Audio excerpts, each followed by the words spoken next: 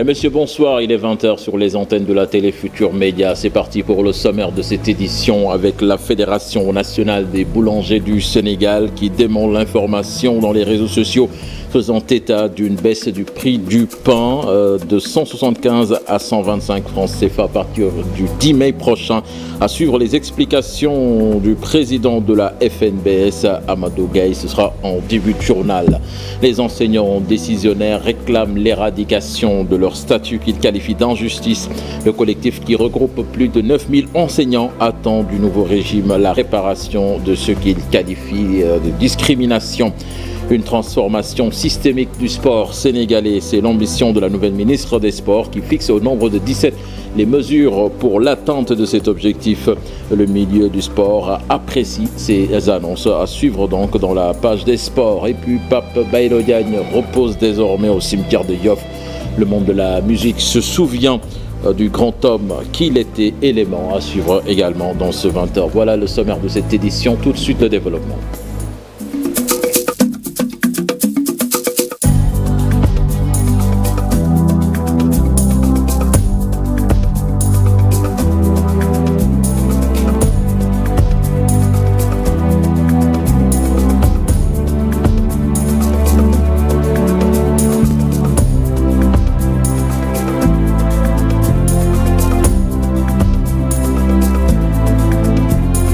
Bonsoir et bienvenue à toutes et à tous. La Fédération nationale des boulangers du Sénégal dément l'information sur les réseaux sociaux faisant état d'une baisse du prix du pain de 175 à 125 francs CFA à partir du 10 mai prochain.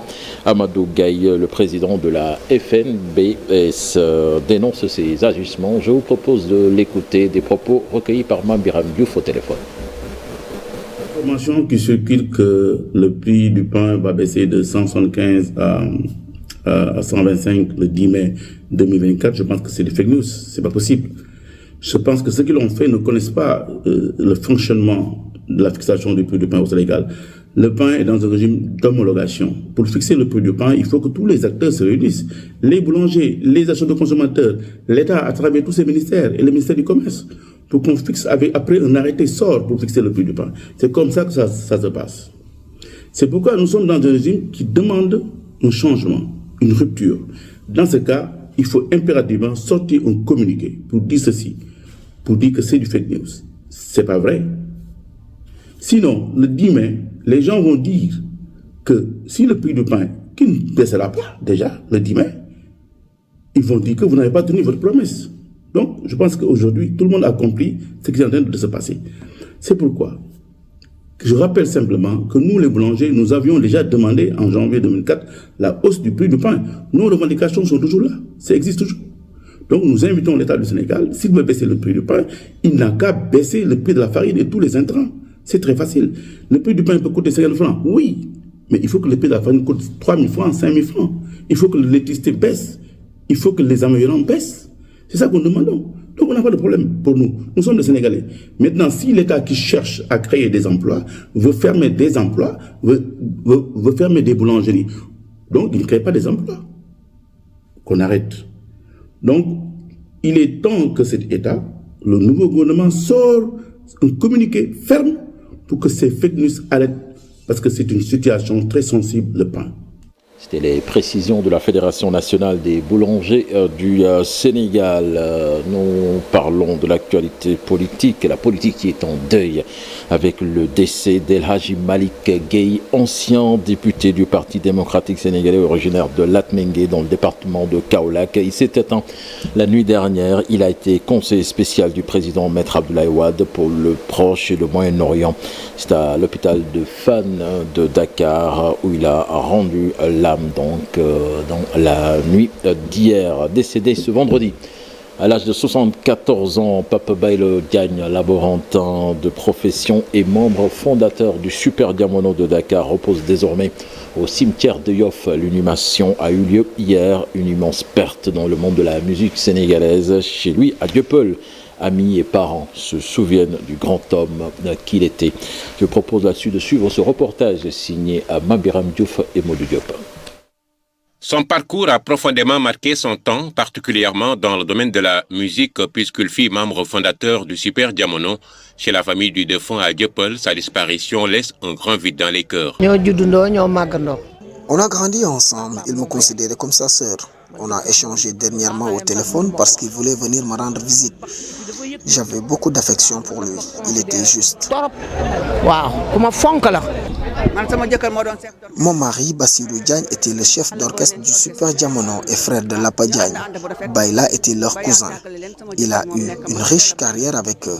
Je lui rends un vibrant hommage. Papa Baylo Diagne, un homme aimable, sa mort plonge dans le chagrin.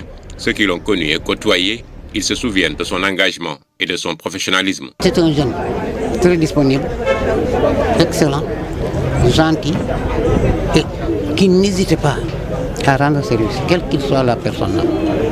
C'était sa vie. La vie qu'il a menée durant toutes ses 74 ans. Il n'a jamais voulu que quelqu'un se fasse contre ou bien ait du mal et qu'il ne puisse pas le rendre service. C'était un gosse qui était toute sa vie, c'était dans la serviabilité.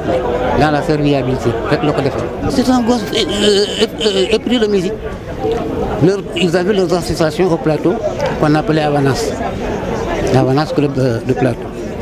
Même les Ablaye Makhtar Diop et tout ça faisait partie de cette association. Bon, d'abord la guitare, quand il était élève encore à l'MPA de Saint-Louis, après pris sa année militaire, il a commencé à jouer de la guitare. Et toute sa vie, maintenant, il était devenu guitariste. C'est sous son égide que le Super Diamono est né. C'était lui le manager général du Super Diamono. Omar Pène habitait là, à côté. Il était tout petit bambin. Omar Pène aimait le football plus que la musique. Mais c'est Baylo qui l'a attiré dans la musique. Qui l'a forcé à rester dans la musique. C'est Omar Pène qui a fini par avoir l'orchestre chez lui, le Super Diamono. Parce que quand Baylo a vu maintenant que ce n'était plus lui, ce n'était plus de son âge, il s'est retiré et il a laissé les enfants continuer. Baylo Diagne a fait figure de précurseur dans la carrière musicale de Omar Pène en le prenant sous son aile, faisant de lui le chanteur vedette de son groupe, le CAD Orchestra. Un des pionniers de la musique sénégalaise, il continue à inspirer de par les valeurs qu'il incarnait. Puis la vente aux enchères d'une partie de la bibliothèque de Léopold Sédar Senghor en France en total de 602 lots, dont une partie provenant de la bibliothèque de travail de Senghor sera proposée aux enchères lundi, mardi, les 15 et 16 avril prochains à Caen. Une annonce du journal Ouest France manche dans sa parution du 13 et 14 avril 2024. Les livres, des recueils de poésie longuement dédicacés et souvent annotés seront vendus sur des estimations de vente à 50 €, soit 13 à 32 000 francs à CFA. Nous l'annonçons dans les titres de cette édition, plus de 9000 enseignants décisionnaires réclament l'éradication de leur statut qui, selon eux, constitue une injustice face à la presse. Le collectif national qui défend les intérêts de ces enseignants dit attendre du nouveau régime la réparation de ce qu'il qualifie de discrimination et compte mener ses actions dans ce sens. Une lettre a été adressée au président Bassirou Diomaye Faye. Écoutons à ce propos les explications d'Ibrahima Diako, coordonnateur national, interrogé par Alassane Ba et Ahmadou Ba. Les décisionnaires, concernant la jouissance de leurs droits des plus vitaux intellectuellement, subissent une injustice et discrimination injustifiée et injustifiable, ni socialement, ni pédagogiquement, ni administrativement. Voir lettre adressée au chef de l'État avec exposé des faits. À l'issue de ce point de presse et après avoir diligenté toutes les ampliations, nous mènerons toute action nécessaire jusqu'à interruption totale de cette souffrance, aussi bien pour les enseignants décisionnaires déjà à la retraite que ceux encore en activité. Lancer un vibrant et solennel appel pour solidarité à l'ensemble de tous les enseignants du Sénégal, du préscolaire à l'université en passant par le moyen secondaire. Au dernier décompte du ministère de la fonction publique, ils ont dit que nous faisons environ un peu plus de 9000 décisionnaires. Et cet effectif comparé à l'effectif général des enseignants, déjà c'est minime. Et l'autre facteur aussi, nous avons un pays qui a les moyens, nous avons un pays qui n'est pas pauvre. Et partout où vous allez, toutes les grandes nations ont quelque part accordé un traitement de faveur à leurs enseignants.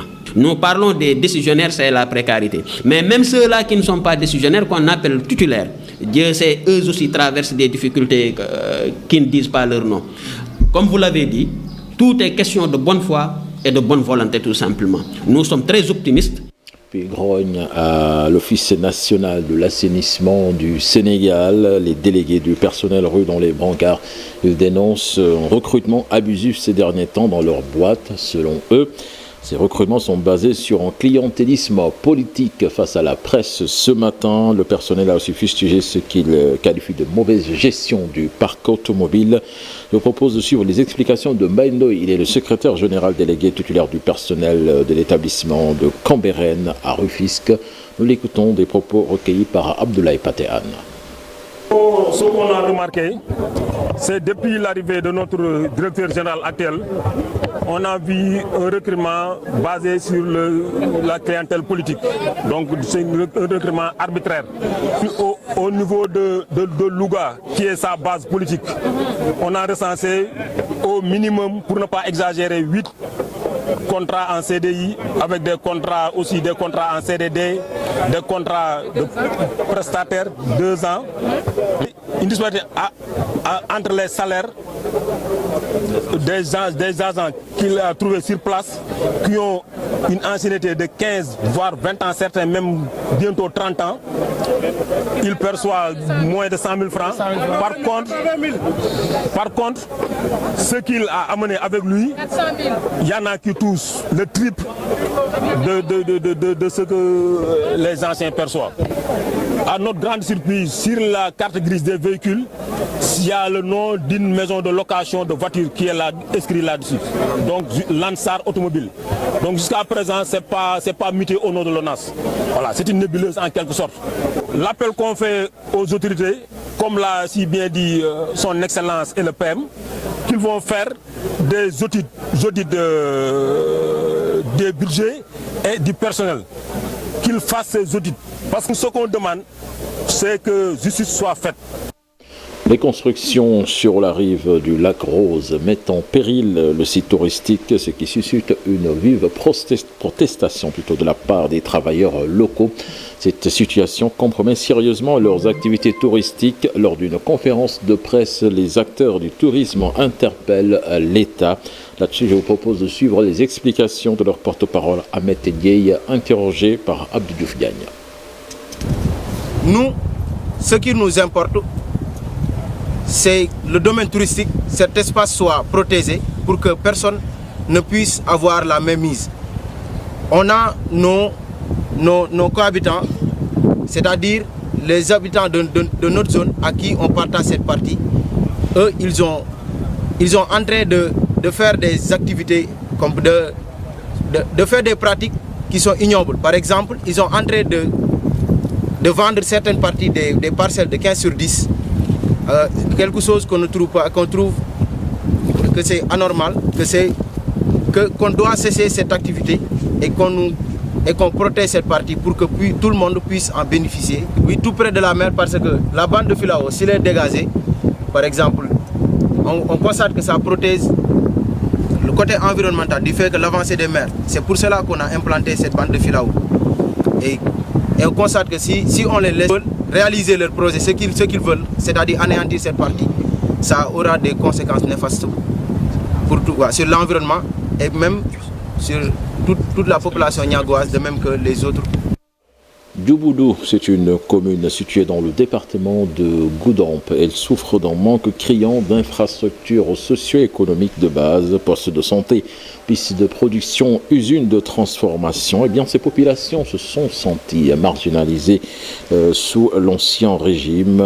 Elles l'ont fait savoir lors d'une rencontre de remerciements aux militants de la coalition Diomaye Président. Bakary Konté, Khalid Diamé pour plus d'explications. Djoudoubou, une commune située dans le Bas-Doumbo, est la seule commune gagnée par la coalition Yehu Askanui parmi les 15 du département de Goudomp lors des élections locales. La seule collectivité territoriale qui n'a pas de poste de santé. Il ne faut pas oublier, nous sommes la seule commune qui n'a pas un poste de santé. Alors, la population est enclavée, surtout cette zone fluviale appelée Bas-Doumbo, qui est une zone enclavée, qui n'a pas de piste. Aujourd'hui, les gens souffrent. Ça a toujours des résultats négatifs par rapport à la population, à l'évacuation des malades. Alors, nous ne sommes pas loin de Sédhiou, nous sommes à 10 ou 11 km de Sédhiou, mais vu l'état de la route, vu l'enclavement de cette population, nous peinons toujours à rendre service à nos populations. Chaque année, des tonnes de produits agricoles pourrissent, faute d'usines de transformation et de pistes de production. Aujourd'hui, dans la zone, la commune de Djoudoubou, qui est une commune mère du pouvoir, peine à livrer ou à évacuer ou encore à commercialiser ces produits, à savoir les produits fruitiers. Ça, c'est un problème sérieux dans le département. C'est un problème sérieux dans la commune, à savoir les manguiers. Aujourd'hui, vous allez voir les membres qui vont commencer à périr dans les villages. Mais non seulement ça, la zone fluviale, qui est une zone productrice de poissons. Et ces poissons, c'est tout un problème. Alors, ceci pouvait booster, je dis bien, l'économie territoriale. Et aujourd'hui, nous sommes en train de demander le président de la République à ce que la zone fluviale, le Bas-Doumbo, la zone centre, la zone forestière soit développée. Et là, nous avons confiance à son excellence, mais aussi à son premier ministre, le président Ousmane Sonko. Le maire Sankou Ndiassi, son équipe et les populations de Djoudoubou ont salué la nomination d'Olivier Boukal et souhaitent plein de succès au président Bassirou Diomaye Faye et à son premier ministre Ousmane Sonko. Les femmes des 19 villages de la commune de Kafountine réunies au sein d'un réseau réclament entre autres l'accès à la terre, aux soins de santé, en plus de la sécurité, car ils font l'objet de plusieurs cas de violence verbale et physique. Ils ont fait ce plaidoyer lors d'une activité annuelle organisée à Kafountine. Suivant à ce propos les explications de Maïmouna Sow, porte-parole du jour du réseau, des propos recueillis par Lamine Ba et Lamine Magnan. La femme est la plus stigmatisée dans notre société. La femme n'a pas sa place jusqu'à présent. On dit leadership de la femme, femme au développement, lutter contre les violences faites aux femmes. Mais la place de la femme, ça reste jusqu'à présent. La femme n'a pas sa place encore dans la société. Si vous vous souvenez, on dit des fois parité. La parité reste. On dit souvent la parité, mais ça reste. Il faut aller dans les grandes instances. Vous voyez les femmes. Les hommes sont plus nombreux que les femmes. Donc, il n'y a pas parité. Par exemple, ici, quand on dit les femmes, quand on lutte pour le développement de la femme, il y a l'accès de la terre qui est un peu difficile pour les femmes. Parce que la femme ne peut pas se développer sans avoir accès à la terre. Les soins aussi, la femme a besoin d'un accompagnement sur le plan sanitaire. On rencontre souvent toute forme de violence, des violences physiques, verbales, sexuelles surtout. Le renforcement de la sécurité, on en a besoin. Il y a vraiment quoi à faire. Il nous reste beaucoup à faire sur la lutte contre les violences basées sur le genre. La page des sports que nous démarrons avec du football, la 20e journée de la Ligue 11 sénégalaise. 3 rencontres ont été disputées ce samedi. Teungueth FC, le leader du championnat qui conforte sa place en allant se battre l'US Gorée 1-0 en bas de tableau. Diambar, bon dernier, de plus en plus proche de la relégation suite à son revers face au Stade de Bourg, 3-1. Autre victoire à l'extérieur, celle de Diamono de Fatigue contre Dakar Sacré-Cœur, 3-0. Cette 20e journée se poursuit ce dimanche avec 4 rencontres au programme dans le classique Jaraaf Casa Sport et Gateway FC US Wakam. Elles sont au nombre de 17, les mesures de la nouvelle ministre des Sports pour atteindre l'objectif fixé, c'est-à-dire la transformation systémique du sport sénégalais. Le milieu sportif, pour sa part, espère plus de concertation et la dotation d'infrastructures sur l'ensemble du territoire national. On voit cela dans ce reportage signé Chersadi Boudiara et Ahmadouba. La feuille de route de la nouvelle ministre des Sports est dévoilée. Elle s'articule autour de 17 objectifs. Entre autres, l'adoption d'un code du sport via la refonte de la charte qui date de 40 ans. Cette réforme aussi passera par l'élaboration de nouveaux textes pour une meilleure prise en charge des exigences du sport du secteur. Il y a aussi comme autre mesure la revalorisation et l'effectivité de l'enseignement de l'éducation physique et sportive au niveau de tous les cycles d'enseignement. Il y a aussi comme autre mesure la redynamisation du sport scolaire et universitaire pour mieux assurer la démocratisation de l'accès au sport. Il faudra nécessairement aussi reprendre l'organisation des festivals nationaux du sport scolaire, relancer l'organisation des championnats nationaux universitaires, parce que nous tous nous savons que le dernier championnat national universitaire date depuis 2013. Il faudra aussi, comme autre mesure, veiller à la régularité de la tenue des championnats du sport scolaire et favoriser aussi la pluridisciplinarité dans les compétitions. Pour autre mesure, l'accompagnement des collectivités territoriales dans l'aménagement d'installations sportives de proximité. Le milieu sportif sénégalais, plus particulièrement le monde de la lutte, s'attend à des concertations avant les prises de décision. Nous allons collaborer pour discuter des préoccupations du sport, plus précisément de la lutte, pour trouver des consensus pour le bonheur du Sénégal et des Sénégalais. À l'issue de notre rencontre avec le tout nouveau ministre des Sports, nous dévoilerons nos attentes et objectifs pour l'intérêt général et l'emploi des jeunes. Du sport au Sénégal et l'emploi des jeunes. L'augmentation des infrastructures sportives reste également une demande. Nous n'avons pas assez d'infrastructures. Il y a des financements pour doter tout le pays de stades. Les courses hippiques ont aussi besoin d'un hippodrome à l'image d'une arène nationale. C'est tout ce que nous demandons. Les attentes sur la table de Madame le ministre des Sports sont nombreuses. Khady Diène Gaye, en terrain connu, compte jouer un rôle majeur dans la transformation systémique du sport sénégalais. Sadibou Diarra, merci. Voilà, c'était tout pour ce 20h. Excellente suite des programmes en compagnie de la Télé Futurs Médias. Au revoir.